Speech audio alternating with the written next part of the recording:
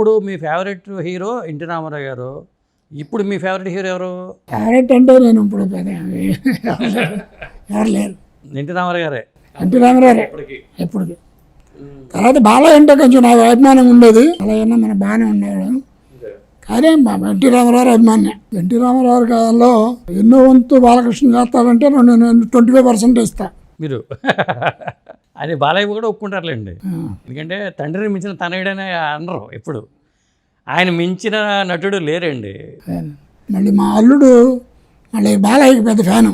అట్లాగా? మా అల్లుడు మొన్న నైట్స్కి వెళ్ళాము.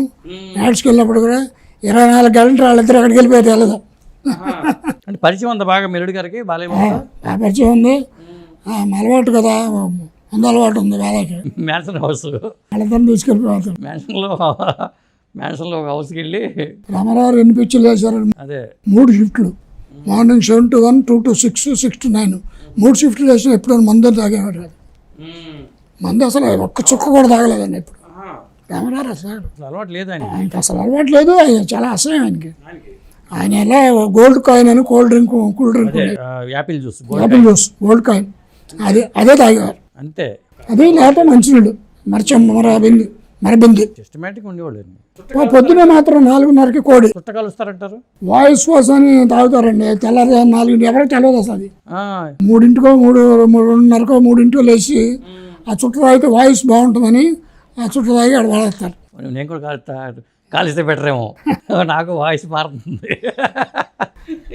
ఆయన వాయిస్, ఆయన చుట్టలు కూడా అండి. భూతాల రాజు గారు అని ఒక ఆయన ఉండేవాడు, ఆయన చుట్టించేవారు. భూతాల రాజు గారా? భూతాల రాజు గారు అనేవారు. అన్ని పొద్దున్న షూటింగ్ నుంచి రాగానే పొద్దున సాయంకాలం దిష్టి తీసేయటం. ఆయన రోజు ఒక కొబ్బరికాయ రోడ్డు మీద కొట్టేవాడు ఆయన. భూతాల రాజు అనేవారు. ఆయన చుట్టలు చుట్టించేవాడు ఈయనకి. ఈయన చుట్టలు చుట్టుకోవడం కూడా రాదు. చుట్టలు పెట్టుకుని రోజు ఒకటే. ఇది కొత్త విషయం మీరు చెప్పింది.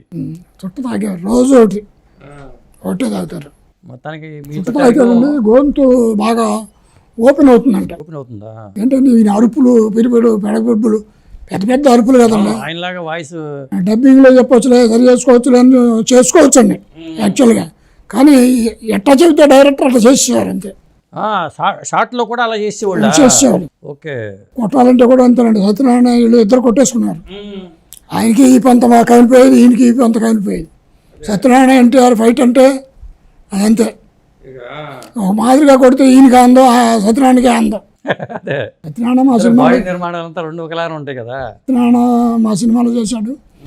అప్పుడు డ్యూయల్ క్యారెక్టర్ వేయాలంటే సత్యనారాయణ ఎన్టీఆర్కి నుంచునేవాడు. ఇప్పుడు మళ్ళీ మాస్కులు లేవు, ఇప్పుడు నుంచునేవాడు. సత్యనారాయణ కొంచెం కనపడేవారు, క్లోజ్అప్ వస్తాయి.